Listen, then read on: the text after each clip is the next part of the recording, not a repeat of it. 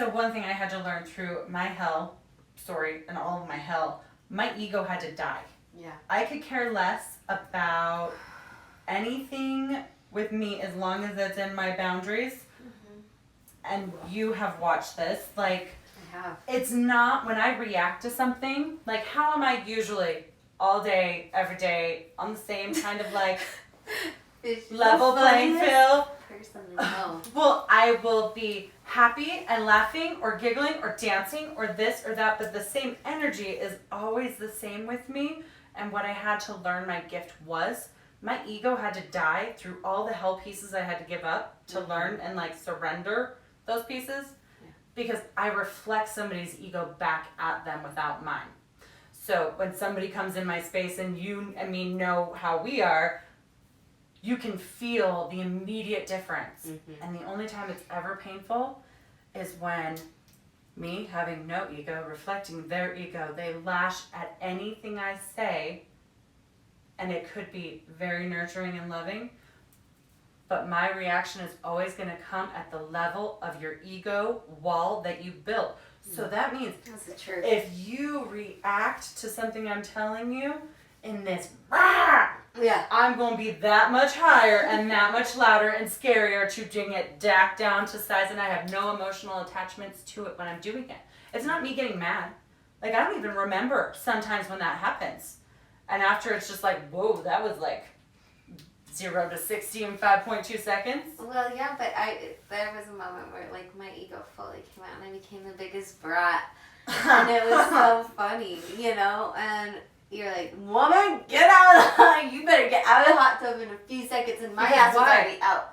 Because what? My rule and boundary. I will not allow egos in my space. I want to eat them if they are. So if the ego is in my space, it is not a safety place for them, because it's going to keep going bigger and bigger to want to kill yours. I am literally meant to like take it back to where it used to be, where we didn't have these make-believe stories of egos in our head from our parents, from this, and why this is right, and all these teachings instead of following our actual... But what you taught me in that, though, is like when we let the ego come in, like I keep seeing, you call it a conveyor belt sometimes, but like it's the infinity sign. Infinity of love. Yeah, so when we choose ego, it creates a wrench in the conveyor belt. And so when we're working as a collective together, that's when you get angry, because it fucks with the flow of our energy it's not even that we're building. Getting angry. Angry, but matching. I'm spitting pure truth at it, and if you want to not see it, I'm just going to say it at the same level of simple truth that makes you feel really probably stupid in that moment in it, when it's like for example, one person, it was like, really? Okay, so you didn't sit at a door when you were a kid doing this and watching your mom like this, down to exact moments when your ego flared up to be attached to this story so much. That is one thing.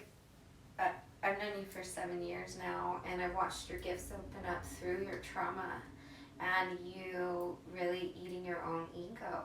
So that, and when I say gifts, like I've been down the rabbit hole of spending thousands of dollars on different shamans, healers, and psychics, mediums. And what I was searching for was the simple truth. And there, as many times as I've paid, and I know you've been there too. It's the same thing I was saying. But she left not confused, knowing exactly what she needs to do. But she also knows, if you are confused, what can you do? I can ask you. Exactly. And we're right there on, we're clear again, and we don't make it this big, huge, overwhelming story in our head that's impossible. I know. It's never impossible. It's always simple. Yeah. And fun. Yeah. Well, it's always fun. Well, I'm always having fun. So anybody else, like, that's just because they got to do something to come back in and have fun. Yeah. All right. Is there anything else you want to leave before we check?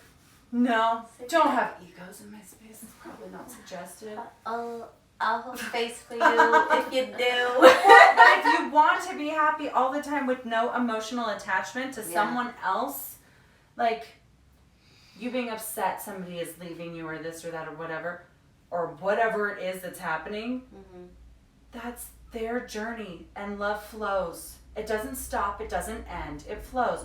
Yeah. So I love them from a distance. I know they'll come back. I want them to grow. You want to teach them to grow to their highest potential. Only egos want to shun and hold somebody down and not give them the credibility of any piece they had in their journey. Yeah. And that's where a lot of the teachers and healers I see now, they've been attached to they are this, and they don't say who helped them get there, which doesn't give credit to anybody who actually helped them get there, which is an energy exchange, is getting the credit. So and then they're at the top. Yep. So they're at the top with a big ego, which then ends up killing their business. Yeah. Always. Every single time. So like, yep, I've seen that. Well, because you can't have abundance and you can't have great wealth and happiness and all of that by not giving the pieces of credit and energy exchange along the way. That's the hero's journey when you fall. And you have to start over because you're given the choice. Here's your success and everything. Are you going to use it for the collective to make our community heal? Yeah. Or yourself? It's the elixir. Yep. It's beautiful. It is beautiful. And we'll teach it. We are. Got amazing people in the group. We're really excited for everyone. We hope that you share it and like grow it to the other people that you feel called to like share it with. Yeah. That's following your intuition, which we used to live on, and we don't anymore. Coming back. Coming back. Coming back. Coming in hot. Coming in hot. All right, we love you guys.